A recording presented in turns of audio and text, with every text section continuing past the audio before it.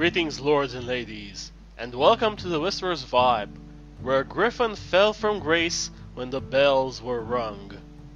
Before we start, I would like to remind you that links to every article or video covered this week can be found in the video description below.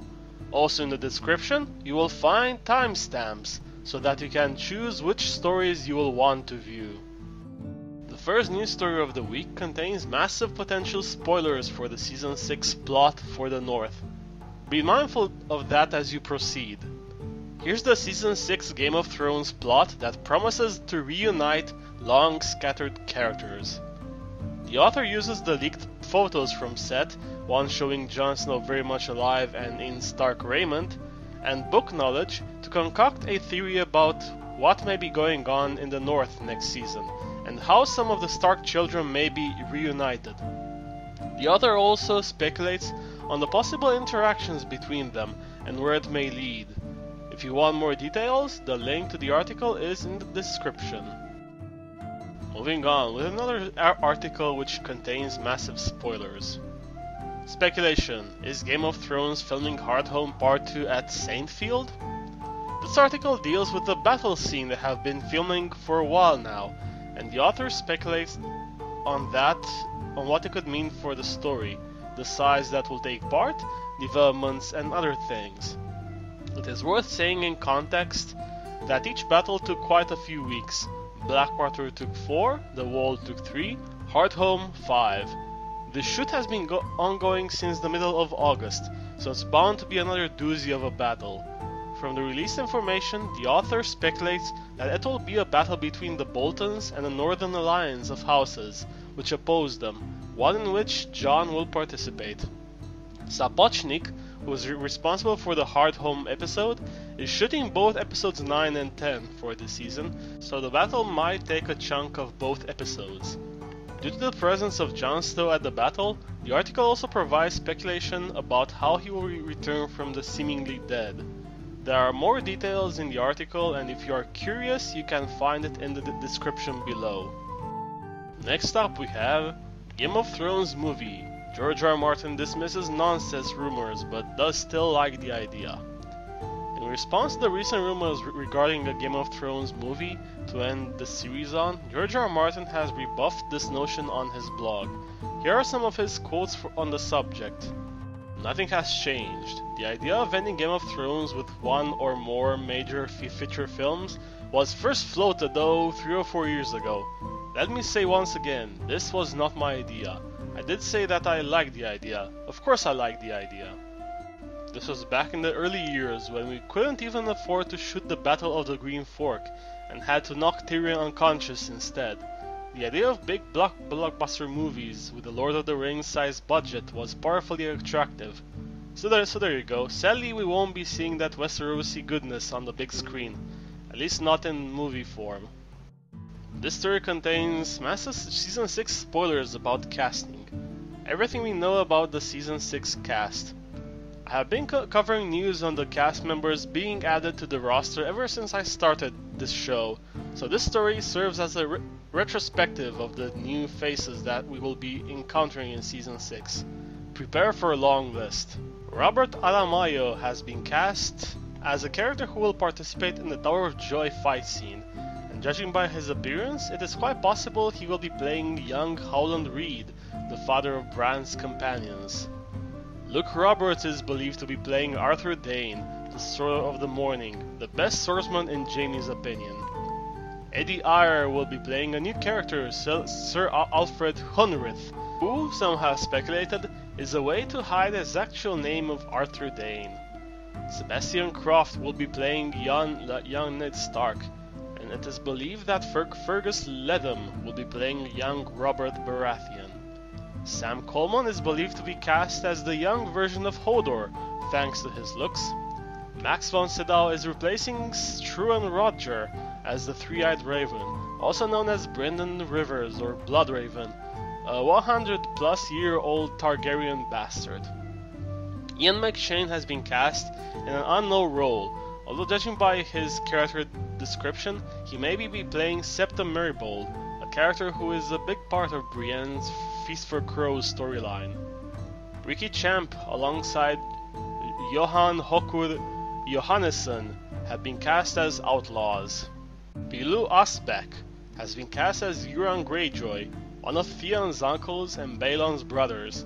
A notorious pirate returned to the Iron Islands following a certain event. The Tarly clan has been cast, so Hornhill will probably be an important spot in Season 6. The members are James Faulkner as Randall Tarly, Sam's dad, Freddie Stroma as Dickon Tarly, Sam's younger and fitter brother, Samantha Spear as his mother, Melissa, and Rebecca Benson as Tala, Sam and Dickon's sister. In Bravos, Arya will be part of a theater troupe led by Richard E. Grant and Essie Davis, who in their play will take on the roles of Robert Baratheon and Cersei Lannister.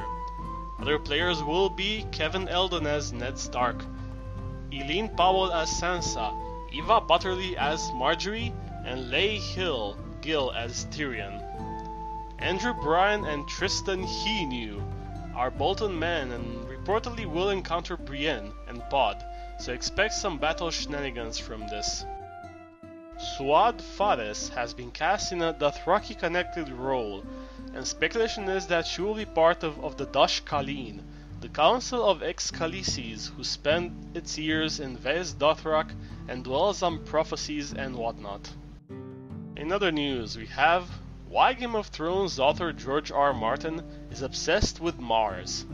Turns out it's because a number of good books have Mars playing a big part in them.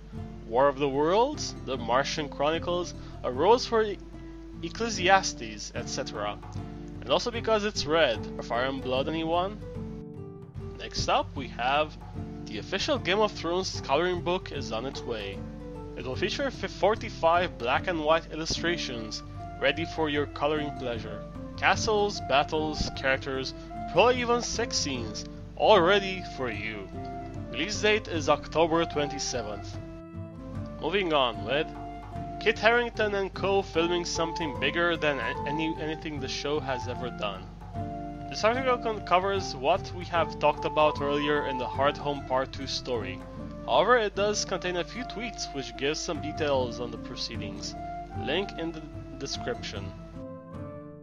For those who say Game of Thrones brings nothing but nudity, violence and shocks to the world, here is a counterexample. How Game of Thrones saved the world's oldest drink. Mead is back, and some say that it is due to the Game of Thrones fueled fantasy boom. The mead industry has seen a 130% increase in 2014, bringing the total production per year to 144,987 gallons. People within the industry, on the other hand, claim that this is due to the trend of craft beverages, which are growing in popularity.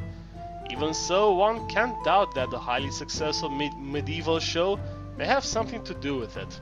For those of you with spoiler aversion, please move along.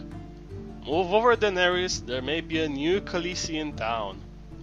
A redditor apparently discovered the leaked audition tape featuring actress Liam Lubani reading for the part of a former Khaleesi riding with the Dosh Khaleen. The video has disappeared, however it may be true, as it appears to correspond with the following casting call. Game of Thrones is looking for a non-white, preferably mixed or Middle Eastern, actress aged 18-22 to play the role. The widow is gentle and even bright, and has a great presence and appeal. She has a difficult personal history, but it hasn't made her cynical. She has a good-sized role in 2 episodes. In any case, clearly the Dosh Khaleen will be quite active and important within the next season, and we may get some surprising developments when it comes to Dothraki culture. Moving on to book news, with Polish translator slip suggests late 2015, early 2016 for next George R. Martin book. A Polish site has released the following about a translator. Michał Jakuszewski confirmed that he was asked by the Zisk publishing house to save his time by the end of the year for translating The Winds of Winter, and although the translator seemed to be a bit skeptical about the news, it is undoubtedly a glimmer of hope for many of us. Then it's excellent news for the book readers, as the complete manuscript ready for translation may be almost done. We may yet see the book before Season 6 starts. reaching the lands of YouTube. After last week's drought, this week we have a flood of new videos. History of Westeros podcast has released their third part about the Blackfyre rebellion, tackling Daemon Blackfyre in this one. It is in-depth discussion at its best. Alt Shift X has released a video about the others and what we really know about them, speculating about where the conflict with the others will lead. It contains some interesting notions. Preston Jacobs has released his What We Are Missing video for Season 2 Episode 4, Garden of Bones. Lastly, Emergency Awesome has released his usual weekly video accompanied by a Q&A. This week he tackled the North Remembers plotline and talks about where the Houses of the North stand in relation to the Boltons. That is the news for the week ending on October 4th. I hope you have enjoyed it. If you have, please like, share, comment and subscribe. And stay tuned. Goodbye everyone.